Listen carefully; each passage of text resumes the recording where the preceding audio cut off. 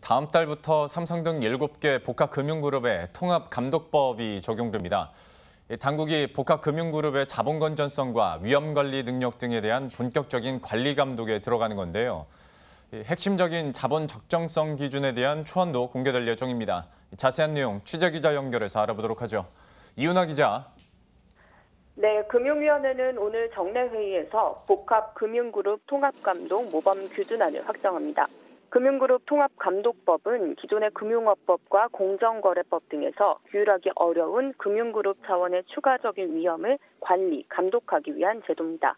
그룹 오너의 영향으로 금융회사가 비금융계열사에 자금을 지원하거나 비금융계열사의 부실이 금융회사로 전이되는 것을 막는 내용이 골자입니다.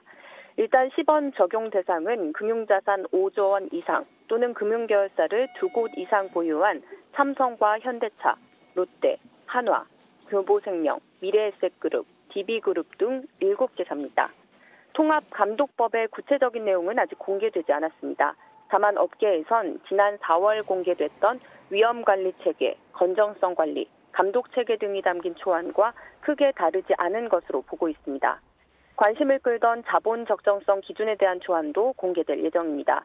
자본 적정성은 금융회사가 예상하지 못한 손실이 발생할 경우 스스로 감당할 만큼의 최소 자본을 사전에 준비하도록 하는 제도인데요. 자본 돌려막기나 도미노 위험 등을 미리 관리하는 겁니다.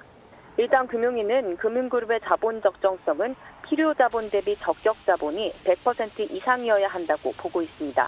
필요 자본은 업감별 요구 자본과 추가 위험성을 반영해 결정되는데 필요 자본이 커질수록 적격 자본을 더 많이 쌓아야 합니다.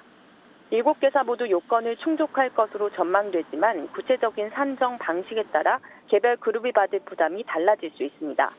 업계에선 통합감독법 시행으로 삼성그룹이 가장 큰 타격을 받을 것으로 전망합니다.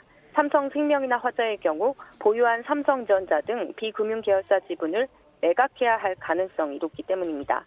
미래에셋도 안심할 수는 없습니다. 복잡한 지배구조를 비롯해 미래에셋 대우와 네이버의 교차 출자, 미래에셋 캐피탈의 차익자금 자본 확충 등에 대한 지적을 받아온 만큼 향후 지주사 전환 압박으로 이어질 가능성이 큽니다. 금융위원회는 하반기 시범 운영을 통해 올해 안에 통합감독법을 제정한다는 방침입니다. 금융위원회에서 머니투데이 방송 이윤아입니다.